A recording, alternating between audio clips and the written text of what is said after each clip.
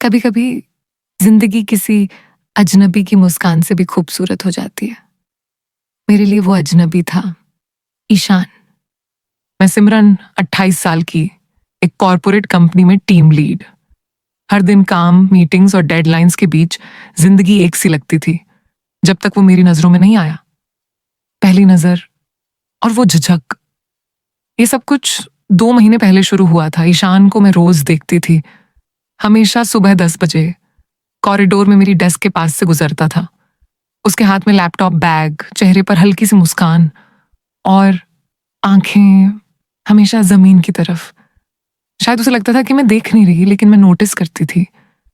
फिर एक दिन, पता नहीं क्यों, मैंने पहली बार सीधे उसकी तरफ देखा और हमारी आंखें मिल गईं। उसने तुरंत नजरें झुका लीं और मैं खुद को मुस्कुराने से रोक नहीं पाई। उस पल में कुछ था जो बहुत मासूम, बहुत प्यारा था। शायद शर्म, शायद उलझन, या शायद वो पहला एहसास। कुछ हफ्ते बीत गए। अब वो मुझे देखकर हल्की मुस्कान दे देता था और मैं सिर झुकाकर जवाब देती थी, पर बातें अब तक नहीं हुई थी। फिर एक शाम ऑफिस से निकलते वक्त तेज बारिश शुरू हो गई। मैं कैब का इंतजार कर रही थी। छाता था नहीं और बारिश थमने का नाम ही नहीं ले रही थी। तभी पीछे से आवाज आई, अगर आप चाहें तो मैं छोड़ सकता हूँ।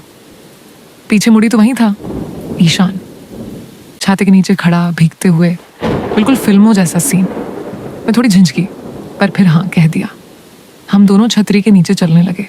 रास्ता छोटा था, लेकिन खामोशी बहुत लंबी। फिर अचानक उसने कहा, मैं आपको बहुत दिनों से देखता हूँ, आप हमेशा बहुत शांत रहती हैं।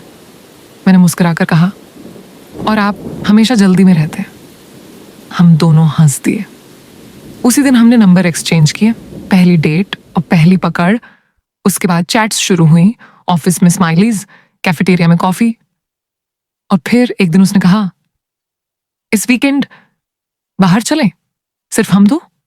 मैंने हाँ कहा।